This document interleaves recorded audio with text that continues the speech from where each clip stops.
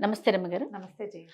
నిద్రపోతున్నప్పుడు కొంతమందికి గురకొస్తా ఉంటుందండి. వయసుతో సంబంధం లేదు రమ్మగారు. ఉమ్. మనం వెస్టర్న్ కంట్రీస్ చూసుకుంటేనంట గురక వల్ల డిస్టర్బ్ అయ్యి డివోర్స్‌కి కూడా అప్లై చేసిన కేసులు కూడా వింటూ ఉంటాం అప్పుడప్పుడు. కానీ బాగా డిస్టర్బెన్స్. సరే పక్కన వాళ్ళ డిస్టర్బెన్స్ పక్కన పెడితే వీళ్ళకి హెల్తీ కాదు కదా! అవును.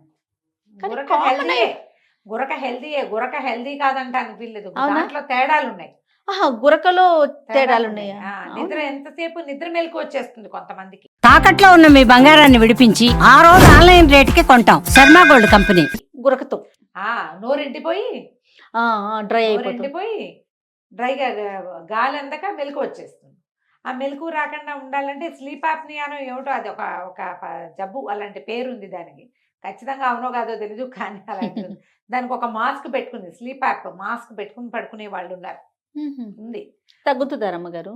అంటే ఉండదు, అసలుంది. డిస్టర్బెన్స్ ఉండదు. ఓకే. ఆ మాస్క్ పెట్టుకున్న వాళ్ళ పక్కన పడుకోవడానికి భార్యలు ఇష్టపడాలి కదా! హ్మ్. అదో ప్రాబ్లం. వాళ్ళు ఓకే చేయాలి. వాళ్ళకి గురకుంటే వాళ్ళు కూడా ఇంకో మాస్క్ తగిలించుకు పడుకుంటారు. గొడవలేదు. ఎన్నాళ్ళు పడుకుంటాం అట్లా? హ్మ్. దీన్ని పోగొట్టుకోవడానికి ఏదైనా ట్రై చేయాలి. యెస్. యెస్. జనరల్‌గా గురకలు ఎందుకొస్తాయి? సాధారణంగా చెప్పేది లావు, ఎక్సర్సైజ్ లేకపోవటం, మెడ చుట్టూతా బాగా ఫ్యాట్ పెరగటం, శ్వాస నాళాలు సరిగ్గా లేకపోవటం, శ్వాస సంబంధించిన ఇబ్బందులు ఉండటం, సైనసైటిస్ ఉండటం, పొగ తాగే అలవాటు ఉండటం. హ్మ్. కొంతమంది బక్కగా ఉంటారు, వాళ్ళకు కూడా వస్తుంది గురక. వాళ్ళకి శ్వాసంలో ఏదో ఇబ్బంది. బోలెడు ఇబ్బందుల సమాహారమే గురక వైపుకు దారితీస్తుంది. ఓకే. పోస్చర్ కూడా పడుకునేటప్పుడు వెళ్ళకిలా పడుకుంటే గురకొస్తుంది గాలి అందక. హ్మ్. పక్కకి తిరిగి పడుకుంటే సాధారణంగా తగ్గిపోతుంది. చిన్నపిల్లల్లో కూడా గురకలు కనపడతాయి. సైనస్లు, ఈ ముక్కు ఇవన్నీ మూసుకుపోతాయి పాపం వాళ్ళకి. ఊపిరి అందదు. హ్మ్. అందుతున్న ఊపిరి వల్ల ఈ లోపల ఇవన్నీ విశ్రాంతి తీసుకుంటున్న గొంతు కండరాల వైబ్రేషన్స్ తోటి శబ్దం వస్తుంది. బోలెడు రకాల ఇబ్బందులు ఉన్నాయి జయ. బేసిక్ రూల్స్ కొన్ని ఏవో చెప్తూ ఉంటారు పెద్దవాళ్ళు. పిల్లలకి చిన్నప్పుడు గురకొస్తుంది, గాలి అట్టలేదు అందుకని గురకొస్తుందని ముక్కులో చెరుముక్కులో ఒక్కొక్క డ్రాప్ నువ్వుల నూనె వేయమని చెప్తారు. పోసకూడదు, వేసాలి. హ్మ్. హ్మ్. నూనె పోయటం కాదు, నూనె వెయ్యడం. డ్రాప్.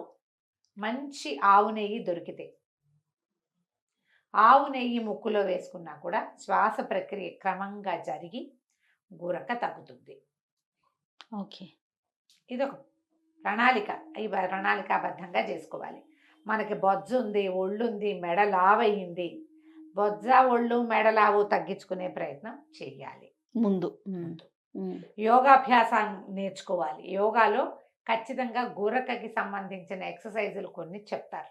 నోరు ఎండిపోకుండా, తర్వాత ఇంట్లో డ్రైగా వాతావరణం ఉన్నా కూడా ఇంకా నోరు పొడిబారిపోయి గొంతు, మనం నోరు తెచ్చి పడుకుంటాం, కొంచెం ముక్కు గొంతు డ్రై అయిపోయి కూడా గురకొస్తుందని హ్యూమిడిఫైయర్లు వాడే పద్ధతి కూడా కొన్ని చోట్ల కనపడుతుంది. హ్యూమిడిఫైయర్ వాడితే అది పెడితే గాలిలో తేమ వస్తుంది అనమాట కొంచెం. హుహు. అది మన ప్రాంతాల్లో ఈ వాడకాలు పెద్దగా లేవు. చెయ్యము. లేవు. పెద్దగా చెయ్యం. ఎక్సర్సైజ్ మాత్రం చాలా ఉపయోగపడుతుంది. అక్కడి నుంచి ఏం చేయొచ్చు మనం? రాత్రిపూట పడుకునేటప్పుడు హాట్ వేడి వేడిగా కాస్త నీళ్ళు తాగటం, ఏలక పొడి లాంటివి పాలల్లో వేసుకుని తీసుకోవటం వల్ల కూడా శ్వాసకోశానికి సంబంధించిన ఇబ్బందులు, శ్వాస నాళాలకు సంబంధించిన ఇబ్బందులు తొలగి ప్రశాంతంగా నిద్రపడుతుందని, గురక రాదని చెప్తారు. ఓకే. ఓకే. నిద్రలో పక్కకి తిరిగి పడుకుంటూ ఉండాలి. పిల్లోస్ మార్చుకోవాలి. పిల్లోస్ కరెక్ట్ అండి. Pillow covers. మనం ఏం చేస్తాము, దిండ్లు దుమ్ముగా ఉంటాయి. 10 ఏళ్ల నాడు కొనుక్కున్న దిండుని వాడకూడదు. దిళ్ళని ఎప్పటికప్పుడు వాషింగ్ మెషిన్లో వేసుకునే అవకాశం ఉన్న దిళ్ళని వాషింగ్ మెషిన్లో వేసి పారేయండి. హ్మ్. ఎండాకాలం వస్తుందిగా, పాత దిళ్ళు అయితే వాటిని బాగా దుమ్మంతా పోయేలాగా కొట్టి మేడల మీద శుభ్రంగా ఎండబెట్టేసి బాల్కనీస్లో వాటిని వీలైతే కవర్లు మార్చి కొత్త కవర్లు కుట్టించుకోండి. దిండు కవర్ గురించి చెప్పట్లా, దిండే మార్చుకోవాలి. దిండు లోపల పత్తి ఉంది, దాన్ని బాగా కొట్టి దుమ్మంతా వెడలగొట్టండి, చింపేయండి. కరెక్ట్గా సరిపడా కవర్లు కుట్టించి అందులో ఉన్న మెటీరియల్ ఇందులో షిఫ్ట్ చేసుకోవచ్చు. క్లాతులు తీసేసేయండి. బ్యాడ్ ఆర్డర్స్ అవి లేకుండా చూసుకోండి గదుల్లో. ఇవన్నీ సాధారణ జనసామాన్యంగా చేసేవే చేయాలి. మగవాళ్ళకి గురకలుండి పెళ్ళాలు డిస్టర్బ్ అయిపోతారు. ఆడవాళ్ళకు కూడా గురకుంటుంది. అవును. ఆడవాళ్ళకు కూడా వస్తుంది. ఒక వయసు వచ్చాక ఈ కండరాల మీద పట్టు పోతుంది జయ. హ్మ్. ఏజ్ తోటి మనకి సహజంగా వచ్చేస్తుంది. ఆ పటుత్వం, కండరాల పటుత్వం అవి ఉండాలంటే ఏం చేయాలి? ఎక్సర్సైజ్.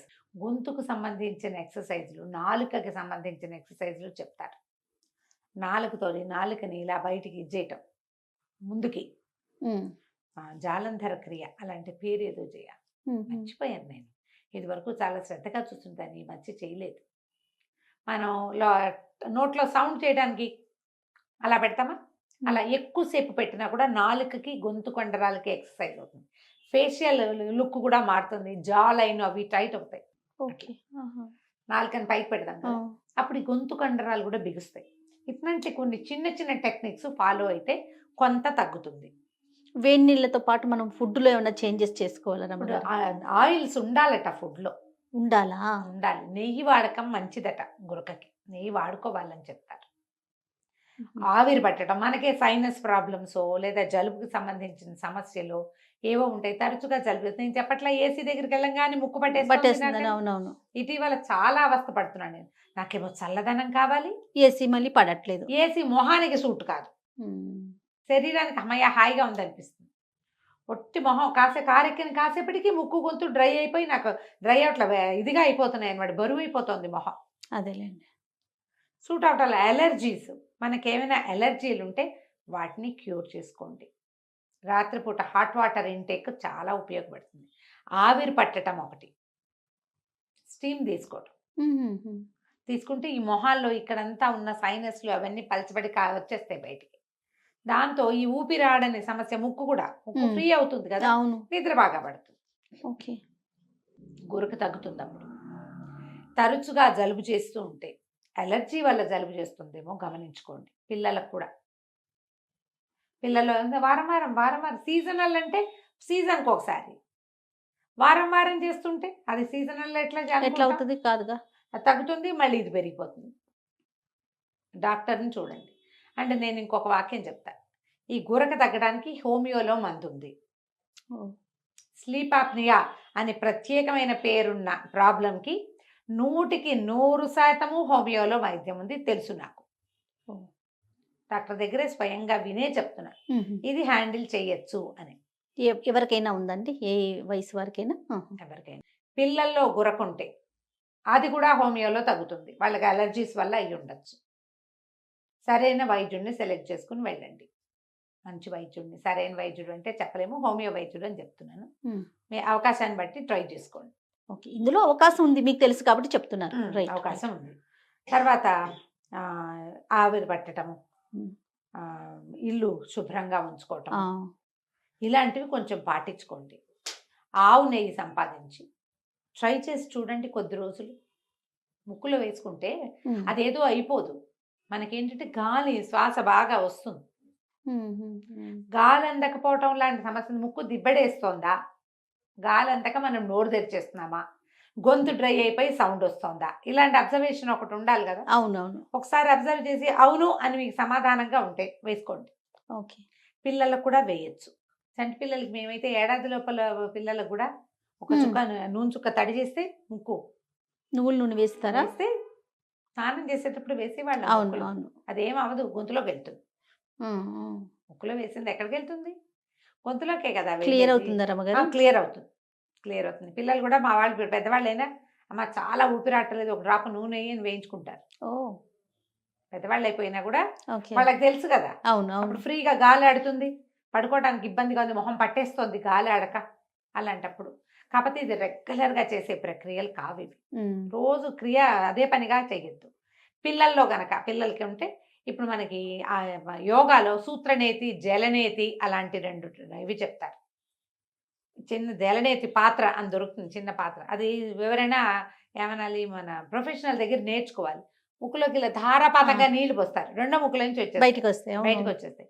క్లీన్ అవుతాయి సైనస్లు, ముక్కు క్లీన్ అవుతుంది. ఈ శ్వాసకు సంబంధించిన ఇబ్బందులు తొలుగుతాయి. ఒక దారాన్ని, అదే గుడ్డనే, అది క్లాత్, నూలు గుడ్డనే పెట్టుకుంటారు, దాని లోపల కొనిచ్చి ఇలా తీస్తారు. సూత్రనేతి అంటారు. సూత్రనేతి, జలనేతి, ఈ 2 ప్రక్రియలు కూడా ఈ సైనసైటిస్కి సంబంధించిన ప్రాబ్లమ్స్ వల్ల వచ్చే గురకకి సమాధానంగా ఉంటాయి. జలుబు సమస్య ఎక్స్పర్ట్సే చేయాలండి, ఎక్స్పర్ట్ దగ్గర నేర్చుకోవాలి. మా వాడు జలనేతి చేస్తాడు, మా అక్కయ్య వాళ్ళు కూడా జలనేతి చేసేవాళ్ళు, సూత్రనేతి చేసే పిల్లలు కూడా ఉన్నారు మా ఇంట్లో. ఇవి నేను చూడకుండా చెప్పట్లా, పుస్తకం చదివి కాదు, చూసి ప్రాక్టికల్. ప్రాక్టికల్గా చూసి తెలిసే చెప్తున్నాను. ట్రై చేసి చూడండి, ఏ అవకాశం దొరికితే అది. ఎక్కడికైనా ప్రయాణాలు చేసినప్పుడు అప్పుడు చాలా మొహం బిగిసిపోయినట్టు అయిపోతుంది. అలాంటప్పుడు ఈ జలనేతి సూత్రనేతి ఉపయోగపడతాయి. దానివల్లే మీకు గురక రావచ్చు. ఓకే. గురకకి ఇవేవి కారణాలు కావు.